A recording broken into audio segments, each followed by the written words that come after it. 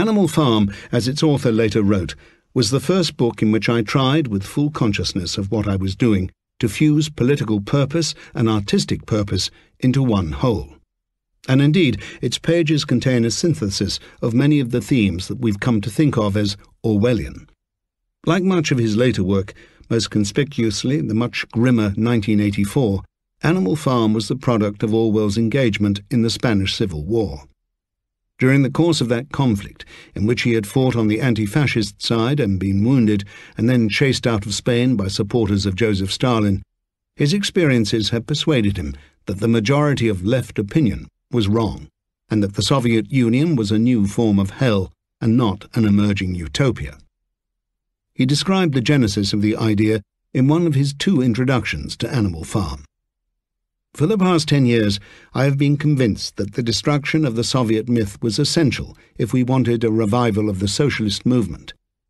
On my return from Spain, I thought of exposing the Soviet myth in a story that could be easily understood by almost anyone and which could be easily translated into other languages. However, the actual details of the story did not come to me for some time, until one day, I was then living in a small village, I saw a little boy, perhaps 10 years old, driving a huge cart horse along a narrow path, whipping it whenever it tried to turn. It struck me that if only such animals became aware of their strength, we should have no power over them, and that men exploit animals in much the same way as the rich exploit the proletariat. I proceeded to analyze Marx's theory from the animal's point of view. The apparently beautiful simplicity of this notion is in many ways deceptive.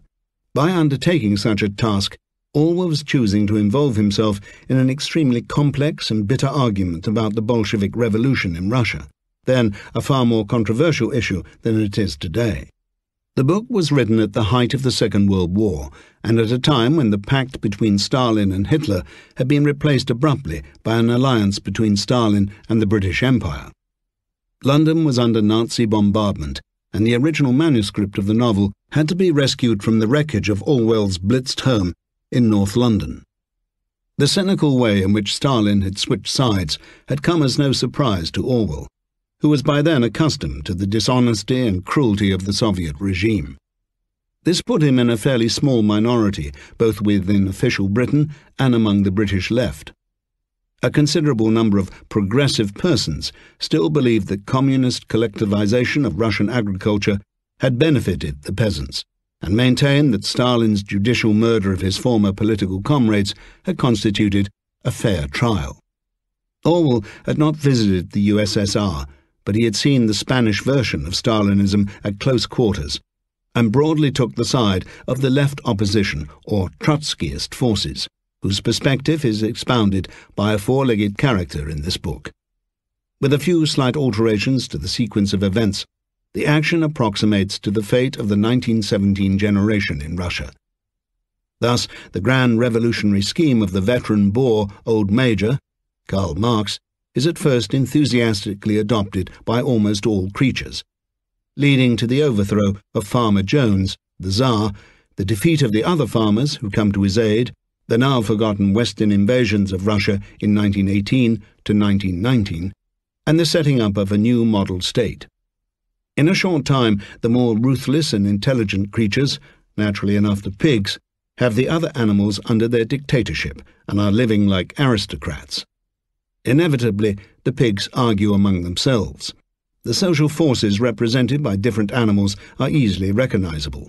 Boxer, the noble horse, as the embodiment of the working class, Moses the raven as the Russian Orthodox Church, as are the identifiable individuals played by different pigs. The rivalry between Napoleon, Stalin, and Snowball, Trotsky, ends with Snowball's exile and the subsequent attempt to erase him from the memory of the farm. Stalin had the exiled Trotsky murdered in Mexico less than 3 years before Orwell began work on the book. Some of the smaller details are meticulously exact. Due to the exigencies of the war, Stalin had made various opportunistic compromises. He had recruited the Russian Orthodox Church to his side, the better to cloak himself in patriotic garb, and he was to abolish the old socialist anthem, the Internationale, for being too provocative to his new capitalist allies in London and Washington. In Animal Farm, Moses the Raven is allowed to come croaking back as the crisis deepens, and the poor exploited goats and horses and hens are told that their beloved song, Beasts of England, is no longer to be sung. Orwell's rendition of those yearning and touching verses was one of the many ways in which he managed to keep the essentially tragic narration relatively light.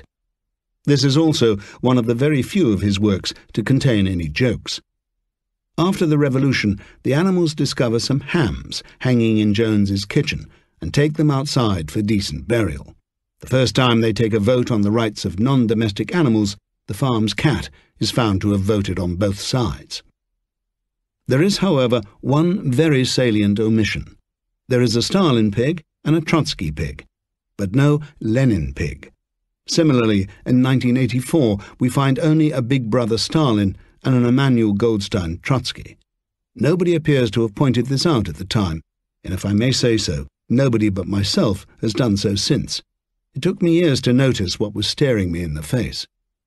In the 1930s and the 1940s, and indeed for some decades afterward, there was a very hot dispute about whether or not Stalin's terror was a direct consequence of Lenin's revolution, and also speculation concerning the likelihood, or otherwise, that Trotsky would have been better than Stalin. Orwell had broadly Trotskyist sympathies, but did not necessarily believe that any one form of Russified communism would have been superior to another. Uncharacteristically for him then, and possibly for the sake of simplicity, he seems to have decided to let this evident contradiction remain unaddressed. Orwell predicted, as on other occasions, that the ostensible friendship between East and West would not long outlast the defeat of Nazism.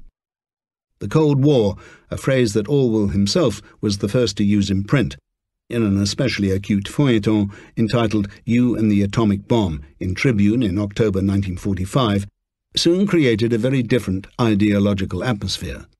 This in turn conditioned the reception of Animal Farm in the United States. The afterlife of Animal Farm.